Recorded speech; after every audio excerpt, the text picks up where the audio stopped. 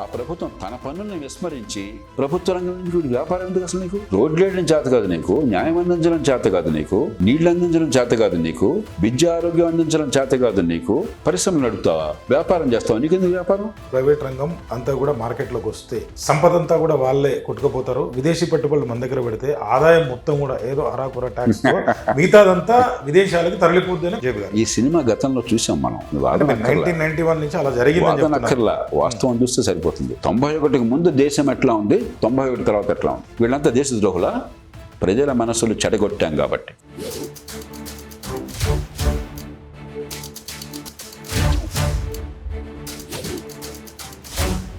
So ఇదే JP గారు మన్మోహన్ సింగ్ గారితో చాలా సందర్భాల్లో చాలా కమిటీల్లో కూడా అంటే కలిసి వర్క్ చేయడం జరిగింది. అంటే మీ ఎక్స్పీరియన్స్ని ఎట్లా తీసుకుంది? చాలా సందర్భాల్లో మీరు విమర్శ కూడా చేసేవారు. ఆయన ఎట్లా తీసుకున్నారో మాకు తెలియదు, అంటే మీరు వర్క్ చేశారు కాబట్టి ఆయన్ని మేము ఎప్పుడు కామన్ మ్యాన్గా మేము ఒక మనిషిగా మహోన్నతుడాను, అంత నిరాడంబర జీవి, అంత మృదు స్వభావి, అంత నిగర్వి, అంత నమ్రత ఉన్న మనిషి ఇంకోళ్ళు ఉంటారు. ఒక సామాన్య కుటుంబం నుంచి వచ్చాను ఆయన. ఆయనది సంపన్నుల కుటుంబం నుంచో, ఐసీఎస్ ఆఫీసర్ల కుటుంబం నుంచో, రాజుల కుటుంబం నుంచో, కోటేశ్వరుల కుటుంబం నుంచో రాలా. తల్లిదండ్రులు మా తండ్రి ఫలానా అన్న కారణంగా ఆయన లేడు అక్కడ. ఒక సామాన్యంగా గ్రామంలో, పంజాబ్లో, అవిభక్త పంజాబ్లో, ఈనాటి పాకిస్తాన్లో గ్రామంలో పుట్టి స్కూల్కి రోజు 5-6 మైళ్ళు వెళ్ళి నడిచొచ్చి అక్కడి నుంచి దేశ విభజన తర్వాత మన పంజాబ్కి వచ్చి ఈనాడు భారతదేశానికి వచ్చి అక్కడి నుంచి స్థానిక యూనివర్సిటీలో చదువుకుని ఆయన కేవలం ప్రతిభ వల్ల పైకి ఎక్కబడ్డాడు. కేవలం ఆయన ప్రతిభ వల్ల, ఆయన విద్య వల్ల, ఆయన నైపుణ్యం వల్ల కేంబ్రిడ్జ్కి వెళ్ళి ఆ తర్వాత నిలదొక్కున్నాడు ఆయన. అంటే స్వతంత్ర భారతంలో ఒక వెనకబడ్డ తరగతి నుంచి, పేద కుటుంబం నుంచి, గ్రామీణ ప్రాంతాల నుంచి ఆ స్థాయికి ఇంకెవరు అండ కాకుండా ప్రతిభతో ఎదిగిన మనిషి ఆయన మొట్టమొదటి. వాడు నరేంద్ర మోదీ గారిని గురించి మాట చెప్పచ్చు. అది గొప్ప విషయం. రెండోది, నిజాయితీకి నిష్కలంకమైనటువంటి చిహ్నం ఆయన. నిలువెత్తు నిజాయితీకి నిదర్శనం. మన్మోహన్ సింగ్ ఇప్పుడు ఆయన ప్రభుత్వం మీద మచ్చలు వచ్చినాయి, ఆయన పార్టీ మీద మచ్చలు వచ్చినాయి.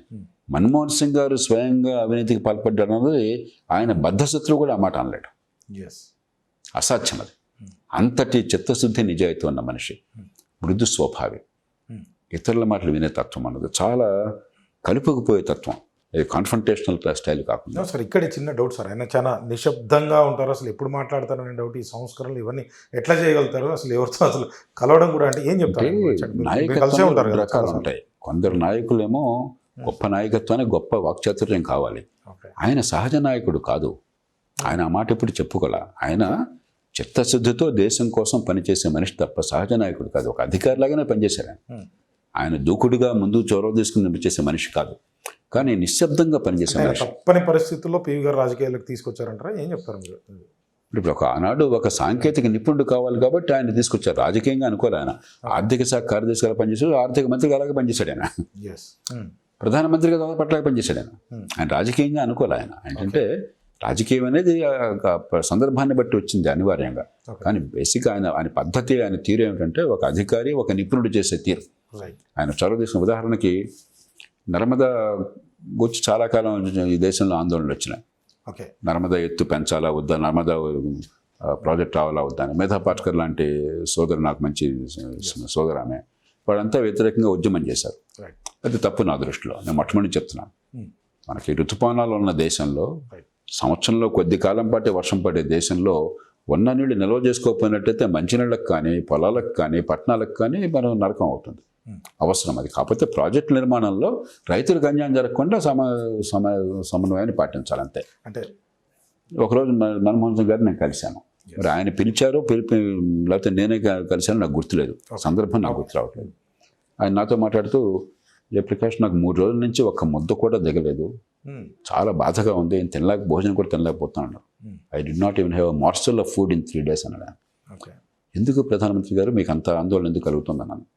మేధా పాట్కర్ నర్మదాకు వ్యతిరేకంగా ఉద్యమం చేస్తూ ఆమరణ మొదలెట్టింది ఢిల్లీలో. ఆమె చేస్తుంది. ఆ రోజుల్లో ఈ సోషల్ మీడియా, ఇంటర్నెట్ అవి పెద్దగా లేవు.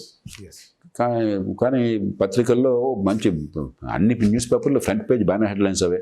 ఈ సినిమా స్టార్లు వాళ్ళు వీళ్ళు వెళ్ళటం పెద్ద ఫోటోలు గీతలు గందరగోళంగా ఉంది. ఈ స్టార్లకు చాలా మందికి ఏం చేస్తున్నారో తెలియదు, ప్రచారం ఉందనుకుంటే వెళ్ళిపోతారు అంతే. ఆ ఇష్యూ మీద లోతు కానీ విషయం కానీ తెలియదు. ఆ రోజు అమెరికాని వెళ్ళినట్టుగా పేపర్లో వచ్చింది. ఆయన పేపర్ చూపెట్టి వీళ్ళంతా వెళుతున్నారు, నాకేమో బాధగా ఉంది, నాకు మేధా తెలుసు మంచి అమ్మాయి కానీ తప్పు ఈవిడ, ఈ దేశ ఋతుపవనాల దేశంలో మంచి నీళ్లు నిల్వ చేసుకోకపోతే ఎట్లాగా, అదే సమయంలో రైతుల గంజాయం జరగకూడదని చెప్పి నాతో అన్నారు. మీరు చెప్పిన 100% వాస్తవం అండి. మీరు దేశ ప్రధానమంత్రి, దేశ నాయకుడు, మీరు ఇంత బేలగా ఉండాల్సిన అవసరం లేదు, మీరు నాయకత్వాన్ని ఇవ్వాలి, మీరు చెప్పింది కరెక్ట్ అన్నాను. ఏం చేయమంటారు అన్నాడు.